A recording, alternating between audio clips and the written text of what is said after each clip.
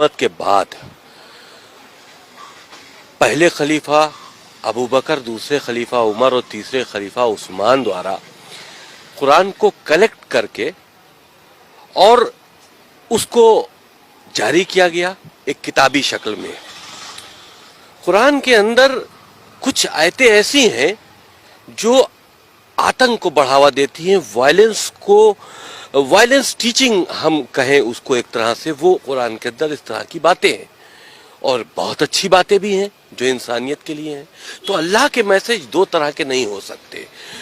तो ये तीन जो खलीफा थे, इन्होंने ताकत का इस्तेमाल करते हुए कुरान के अंदर अमेंडमेंट करके इस तरह की आयतों को डालकर कुरान शरीफ को दुनिया के लिए जारी किया और उसी का सहारा लेकर पूरी दुनिया में आगे बढ़े हैं ताकत के दम पर इस्लाम को फैलाने के लिए।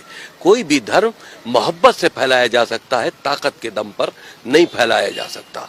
और इस वजह से आज इस्लाम को फैलाने के लिए जो कुरान के अंदर अमेंडमेंट किए गए थे, जो इस तरह के मैसेजेस डाले गए थे, जो वायलेंस को बढ़ा रहे थे, जो जुल्म और ज़्यादती कर रहे थे, आज उसका फायदा आतंकवादी उठा रहे हैं। मदरसों के जरिए आम मुसलमानों के बच्चे उसको पढ़ रहे हैं और उनका जहन जो है वो कट्टरपंथ की तरफ बढ़ रहा है।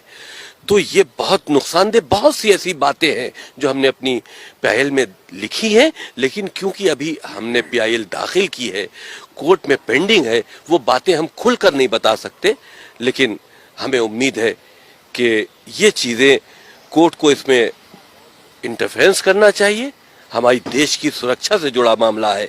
इन 26 आयतें जो वायलेंस की टीचिंग है इस्लाम के अंदर, जो पूरी दुनिया में आतंक का सबब बनी हुई है, इनको कुरान से रिमूव होना चाहिए। किसी का कत्ल कर देना फेथ से जुड़ा मामला है। आप अगर इसको फेथ से जोड़ लेते हैं तो हमको इजाजत दीजिए कि हम काफिरों का कत्ल कर दें। तो ये फेथ से जुड़ा नहीं है, ये वायलेंस टीचिंग है। ये एक तरह से आतंकी गतिविधियों में मुसलमान बच्चों को लिप्त करने की बात है और उसका सहारा कुरान मजीद से लिया जा रहा है। बहुत सी अच्छी बातें हैं कुरान मजीद में। हम तो कहते हैं कुरान मजीद को हम बैन करने की बात नहीं करते। उसके अंदर जो वायरस खलीफाओं ने डाला है इस्लाम को आगे बढ़ाने के लिए ताकत के दम पर, उसको रिमूव करो, क्योंकि आज उसका गलत फायदा उठाया जा रहा है और मुसलमान बच्चों को आतंकवाद की तरफ लिया जाया के अंदर अमेंडमेंट करके इस तरह के अल्लाह के नाम से मैसेजेस डाले गए जो हमने चैलेंज किए हैं।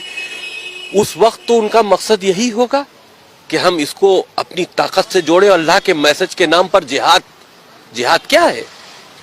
ये उस वक्त जिहाद था कि इस्लाम को फैलाना था।